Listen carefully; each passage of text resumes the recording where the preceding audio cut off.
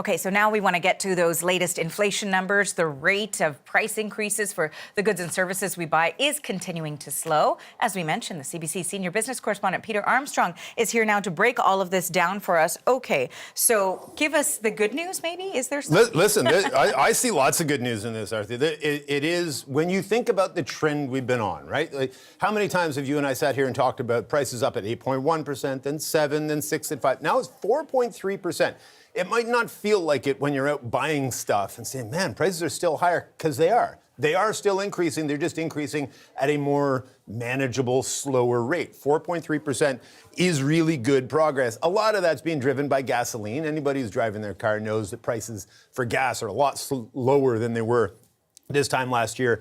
But that trend we've been seeing, if you look at the 3-month or the 6-month, everything's pointing in this positive direction where we're seeing real progress in the fight against inflation. It's interesting, though, as we get closer to an inflection point, as we get closer to getting those under control, you've got interest rates that were brought in to try to get inflation under control. Now one of the biggest drivers of inflation, a 26.4% increase in mortgage costs, the largest yearly increase we've ever seen in this country. The big one, though, is food, tying into what Anise was talking about.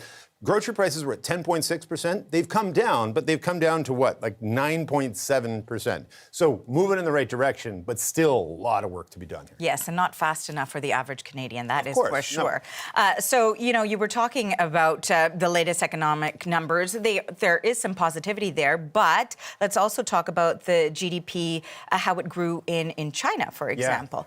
Yeah. So let's talk about the impact that's having. Well, it's an interesting story, right? And it's similar to what we're seeing here. Everybody thought the global economy was going to slow in the first quarter of this year. Everybody thought the Canadian economy was going to slow in the first quarter of this year.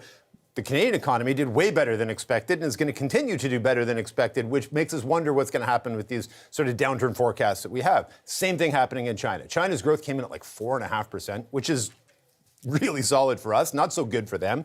That rate of increase that we're seeing in China is beginning to slow. We're beginning to see demographic problems come home to roost. We're beginning to see, problems with the underlying sort of fundamentals of the Chinese economy. But 4.5% growth, it tells us that the global economy is going through the same thing we are, that there is some solid rebound happening, but the question remains, are we pushing that recession forecast further down the road, or are we pushing it off the table entirely? We're just going to have to wait to get more data on it. We're going to have to wait off the table or maybe down the calendar. Thanks for this, Peter. Peter Armstrong reporting for us.